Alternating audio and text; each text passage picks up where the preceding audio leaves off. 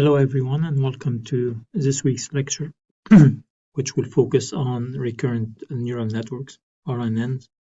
So last week we learned about embeddings and how word embeddings can help us identify patterns in textual data by essentially mapping individual words into vectors of whatever length we decide, and then analyze the vectors to decide which vectors are close together and which ones are not close together using any distance measure like cosine similarity or any other measure.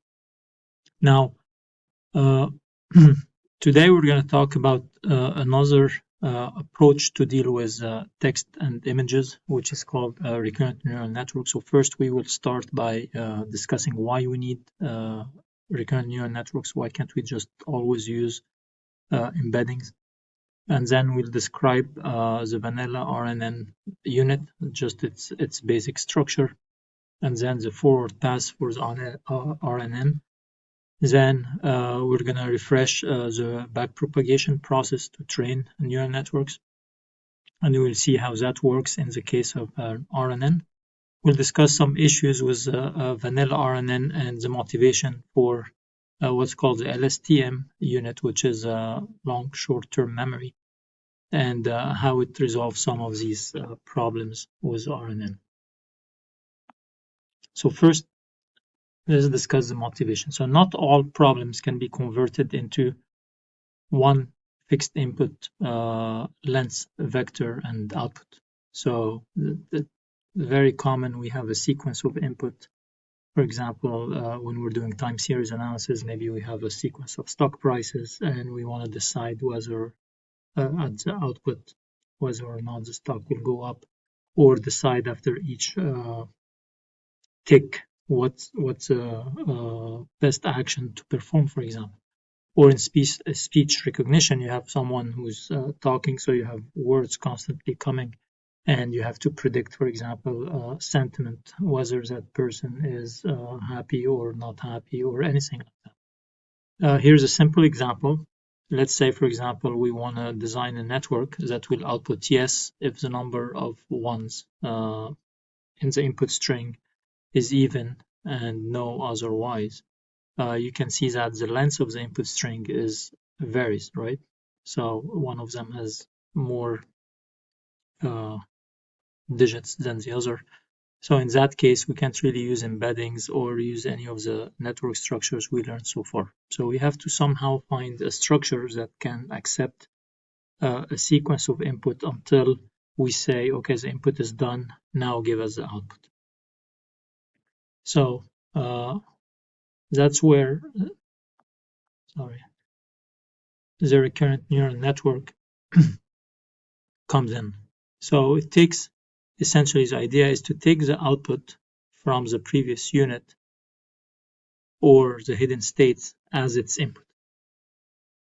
So essentially you can imagine a sequence of neural units where the input of each unit is the output from the previous unit or the hidden state.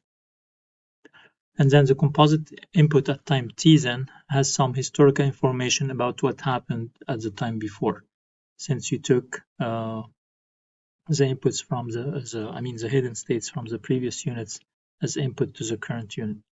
So RNNs are useful as their intermediate values can store information about past inputs for a time that is not fixed. So that can be a variable length.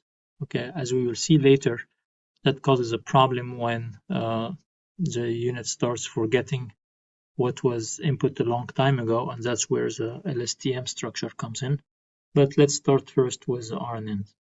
So this is a sample feed-forward network. So you have at time t equal 1, you have a first input. Imagine this is a word or a stock price or a digit in the example we just did.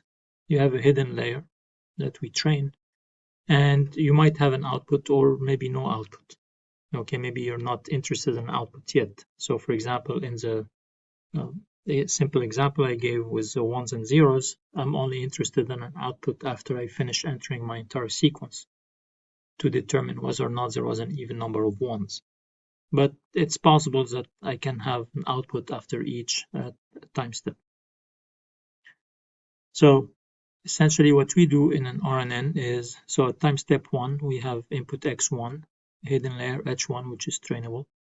And then that hidden layer is itself an input to the next unit along with the next time step t2.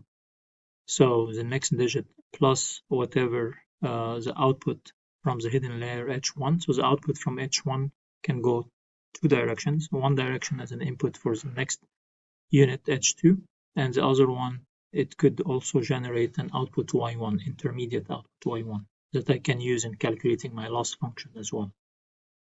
And I keep repeating these units as much as I need to model the problem I'm interested in. So this is, what about that first RNN unit? Well, in that case, you can just determine any, what we call a seed, H0, which is just an input from, you determine just any number, because obviously there's no hidden units yet for that first T1 at T1 time step. So the basic RNN cell is essentially takes two input, which is x at time t, and then the hidden function from the previous time step at t minus 1, combine them with maybe sigmoid or hyperbolic tan function, and gives us a new hidden state ht. Okay, so this is essentially how the vanilla RNN cell works. Okay, so two inputs and one output, and again, this output will go in as an input for the next cell. So if you look at it then with three cells here, so you have H0, again, that's a seed value, that it's just a word or a digit or whatever, it doesn't matter. At the end, it's not going to make a difference once you train your network. Along with X1, you feed them into the cell, you get H1, which is itself an input to the next cell, and so on. Now, Y1, Y2, Y3 could be intermediate output, and you can use them to make intermediate loss calculations if you have some ground truth to compare them to, but they don't have to. As we will see in a minute, you don't have to have intermediate outputs. So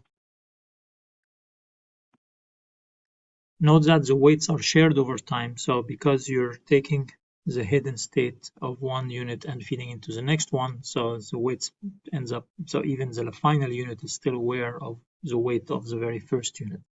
So essentially, copies of the RNN cells are made over time with a process called unrolling or unfolding, with different inputs at different time steps.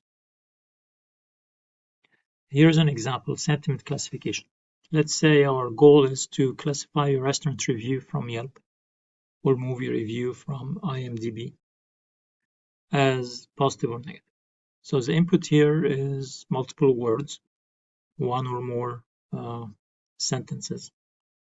Now, if I want to use embeddings here, I would need to first find the embedding for each word, and then maybe combine them as an average representing the entire review, and then use that as the input to my regular network, and then the output would be a class, whether positive or negative.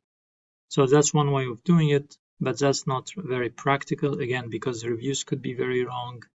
It does not reflect really the English, because I'm just taking the average embedding, so it doesn't really reflect the English structure of the sentence itself. So the solution then is to use RNN. So for example, the first review is the food was really good, we're going to classify that as positive. Or the second one, the chicken crossed the road because it was uncooked, we're going to classify that as a negative.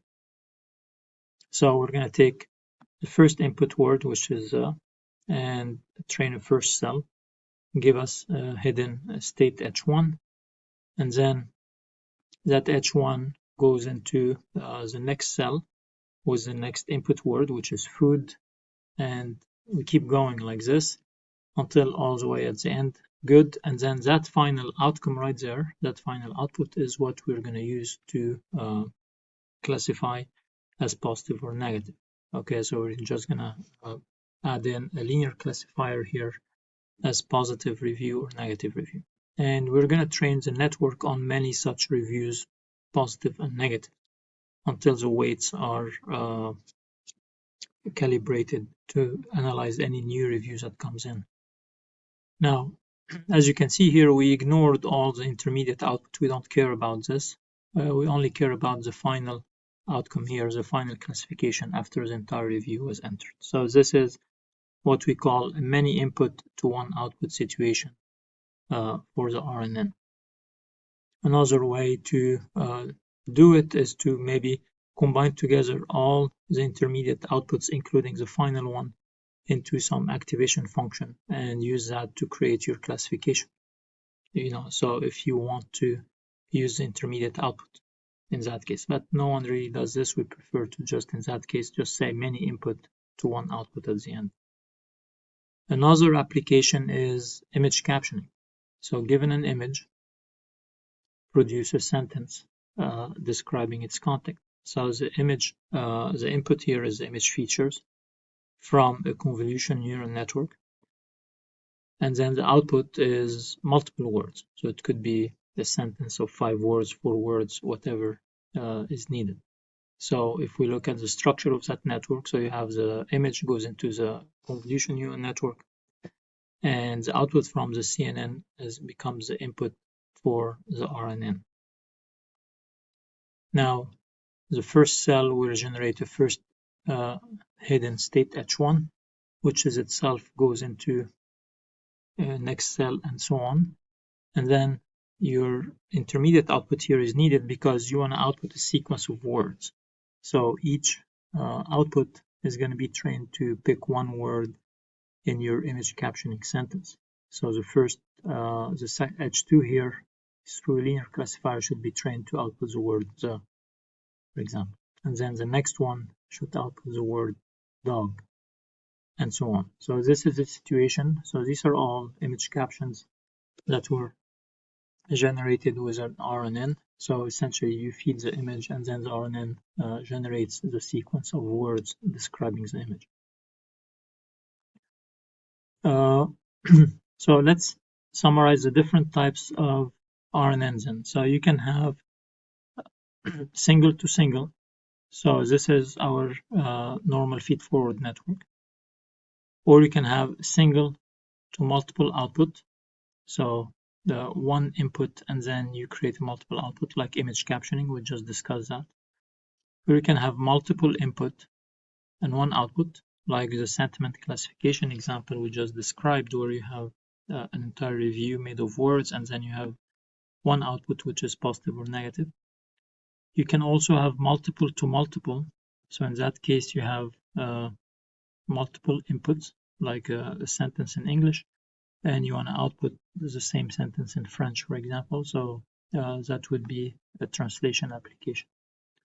Or the image captioning can also be structured as multiple to multiple.